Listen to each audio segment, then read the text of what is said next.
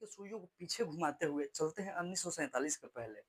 भारत अपने आज़ादी के सपने को देख रहा था, तभी इसे किसी की नज़र लग गई। नज़र ऐसी लगी कि भारत का बँटवारा हो गया। बँटवारे से तो सिर्फ़ एक देश पाकिस्तान का जन्म हुआ, पर इसी में बांग्लादेश के जन्म का भी राज छिपा था। आज़ादी के समय पाकिस्तान सिर्फ एक जगह नहीं बल्कि 2 जगह था, भारत के पश्चिम में और भारत के पूर्व में। पश्चिम में पंजाबी मुसलमानों की संख्या ज़्यादा थी, जबकि पूर्व में बंगाली मुसलमानों की संख्या ज़्यादा थी। अब जान लेते हैं कि जब दोनों जगह मुस्लिम्स ही थे, तो आखिर में एक अलग देश बांग्लादेश का निर्माण क्यों करना पड़ा? देखिए, दोनों जगह मुस्लिम्स ही थे, लेकिन इनमें बहुत सारे मामलों में अनबन बनी रहती थी, चाहे वो भाषा का मामला हो, खान-पान का या फिर रहन-सहन का। ये दोनों आपस में सिमिलैरिटी शो नहीं करते थे। अब घड़ी की सुइयों को थोड़ा आगे लेके जाते हैं।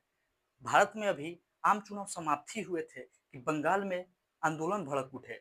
लोग सड़कों पर आकर दंगे करने लगे। समस्या इतनी बढ़ गई कि 1971 तक भारत में लगभग शरणार्थियों की संख्या यानी बंगाल से आए लोगों की संख्या लगभग 1 करोड़ हो चुकी थी और ये बढ़ती जा रही थी। पर असल में ऐसा हुआ क्या था जिसने इतनी बड़ी समस्या उत्पन्न कर दी? देखिए, पश्चिमी पाकिस्तान में रह रहे मुसलमान और पूर्वी पाकिस्तान में रह रहे मुसलमान के बीच एक बड़ी खाई थी। ये खाई थी राजनीतिक और आर्थिक मुद्दों को लेकर।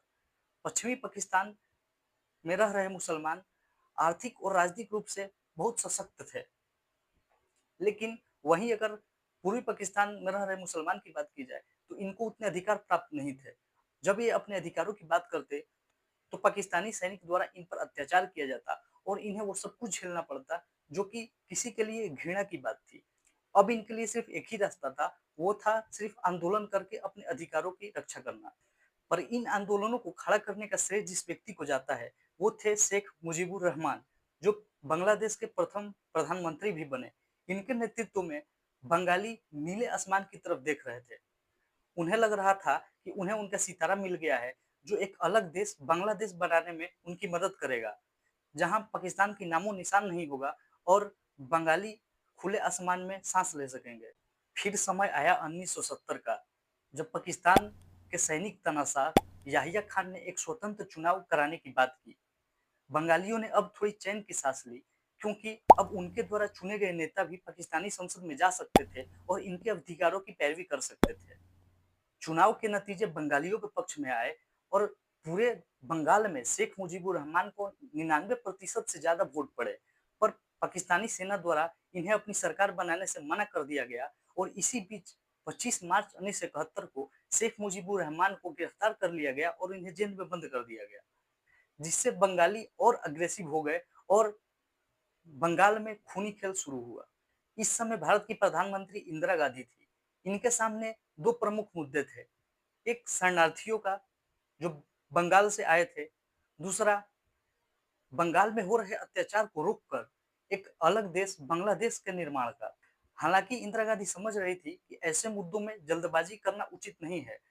भारतीय सैनिक मानसून के समय बंगाल में चढ़ाई नहीं कर सकते, क्योंकि इस समय नदियों और नालों में बाढ़ की समस्या अपने चरम पर होती है और सैनिकों को दलदलों को लांघने में समस्या होगी। इसलिए मानसून के समय चढ़ाई करने की कोशिश नहीं की गई।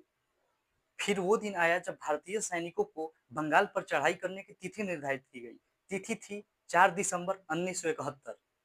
इससे एक दिन पहले 3 दिसंबर 1971 को पाकिस्तान ने भारत के पश्चिमी क्षेत्रों पर आक्रमण कर दिया और युद्ध की शुरुआत कर दी। फिर इंदिरा गांधी ने अपने देशवासियों को संबोधित करते हुए एक ऐतिहासिक भाषण दिया और यह बतलाया कि युद्ध शुरू हो चुका है। कुछ ही घंटे पहले पाकिस्तानी हवाई जहाजों ने हमारे अमृतसर, पठानकोट, श्रीनगर, अवंतीपुर, उत्तरलाई, जोधपुर, अंबाला और आगरे के हवाई अड्डों पर बमबारी की। इधर दूसरी तरफ भारतीय सैनिक जनरल जे.एस. अरोड़ा के नेतृत्व में बंगाली सैनिकों के साथ मिलकर मात्र 11 दिनों में दौड़ते हुए पूरे बंगाल को पार किया और इसकी राजधानी ढाका पहुंचकर पाकिस्तानी सैनिकों को घेर लिया गया और 13 दिसंबर तक भारतीय सैनिकों द्वारा ढाका की पूरी तरह से घेराबंदी कर दी गई। आखिर में इतने मेहनत करने के बाद वो दिन आया जिसने प्रत्येक भारतीयों के सीने को गर्व से चौड़ा कर दिया।